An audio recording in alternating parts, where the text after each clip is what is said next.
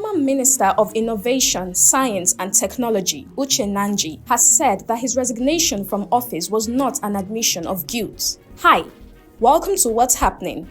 These are our top 10 stories countdown today. At number 10, a drone strike by Sudan's paramilitary rapid support forces killed 8 people in a maternity ward in the besieged city of El Fasher. A medical source told AFP on Wednesday the attack, which occurred on Tuesday, also injured 7 people in El Fasher hospital and damaged buildings and equipment. The health workers said on condition of anonymity for their safety. At number 9, Cristiano Ronaldo has become the first active footballer to reach billionaire status, according to the Bloomberg Billionaires Index, which listed the Portuguese star net worth for the first time this week. Bloomberg valued the 40-year-old Al-Nas forward at $1.4 billion, taking into account his career earnings, endorsement deals, and investment.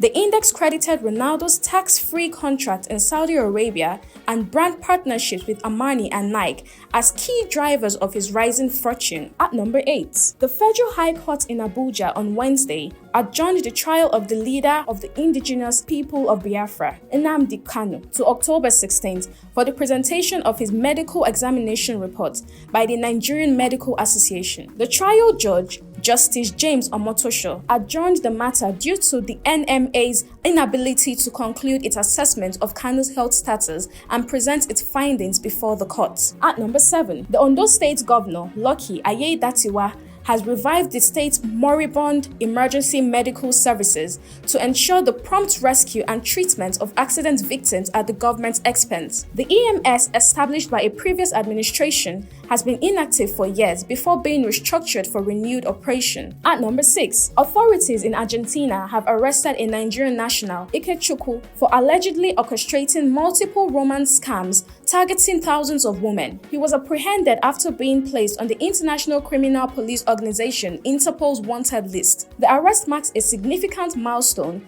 as it's Argentina's first apprehension of a red notice fugitive who was also the subject of an Interpol's silver notice. At number 5, the President of the Senate, Godswill Akpabio, presided over the ceremony during plenary on Wednesday, with the Clerk of the Senate, Emmanuel Ojo, administering the oath of office and allegiance to the new lawmakers. The swearing-in follows recent by-elections conducted to fill 2 vacant Senate seats, one previously held by Monday Okpebholo, now Governor of Edo State, and the other by the late Senator Ifeanyi Uba, who passed away in July 2024. At number 4, tricycle operators under the aegis of Anambra State's Keke Drivers Forum have appealed to the Anambra State Governor, Professor Chukwuma Soludo, through the Ministry of Transport to come to their rescue over alleged constant extortion, harassment, and intimidation by operators of parks. The tricycle drivers who spoke to Southeast Punch on Tuesday in Akwa said the call became necessary given the constant life threats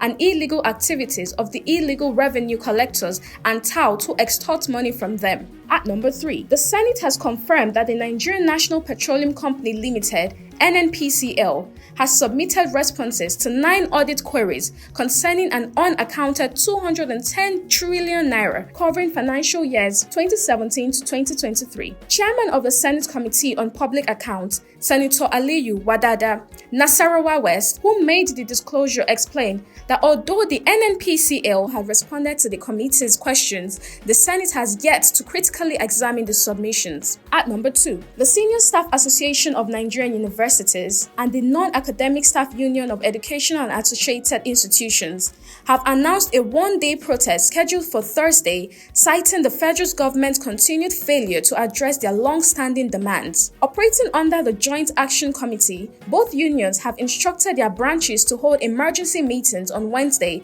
to prepare and mobilize members for the protest. At number 1, former Minister of Innovation, Science and Technology, Nnaji, has said that his resignation from office was not an admission of guilt. Nnaji resigned on Tuesday following the controversy surrounding his certificate, said to have been obtained from the University of Nigeria, Nsukka, Enugu State, as well as his National Youth Service Corps (NYSC) discharge certificate. While he maintains that he graduated from the University of Nigeria, Nsukka in 1975, a report indicates that the institution could not verify his academic records. That's all for today. See you next time on What's Happening.